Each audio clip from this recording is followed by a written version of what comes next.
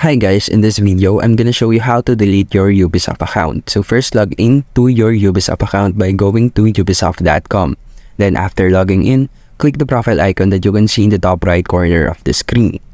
After clicking this, go to Account Management tab. And that's it. As you can see here, we can access the account information. Click the account information, then scroll down a little until you see the Close Your Ubisoft account. I want to remind you that before closing this account, we have a 30 days off reactivation pending days if we change our mind. So if you want to delete your account, just simply click the close the close button. And then check this, I've read the above information and I want to continue closing my Ubisoft account. Now click the close my account.